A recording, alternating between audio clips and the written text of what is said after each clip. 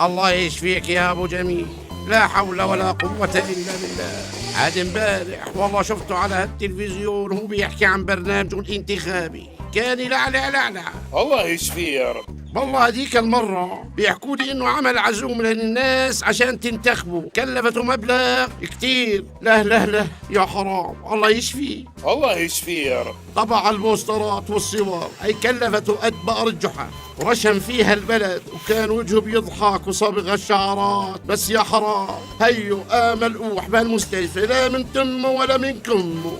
الله يرحمه ويغفر له، قصدي الله يشفيه وينتعه بالسلامة. الله يشفيه يا رب. هو صحيح نزل ضدي بالانتخابات وكان أكبر منافس إلي، بس بهيك حالات الإنسانية الواحد بنسى كل إشي، وأنا قلبي رهيف ما بقدرش. أول ما سمعت بالخبر جيت جراي زي المجنون. يا حرام على هالمصاري اللي حطها على حملته الانتخابية. صحيح لأنك أنت جاره يا أبو صالح، ما حكيت لي شو اللي صاير معاه بالضبط؟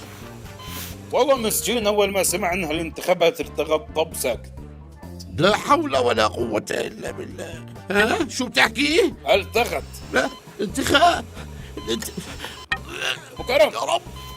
شو بتحكي؟ أبو كرم. ألو إسعاف. في مرشح أيوه كلب جنبي، هذا بتيجي بتحكوا والله. ابعثوا لنا سيارة. طب بدكش تاخذ العنوان؟ خذ عندك سجله.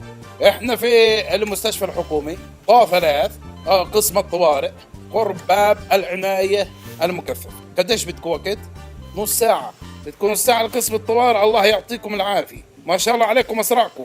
طب يلا مستناكم تأخروش، هذول حافظين حفظ.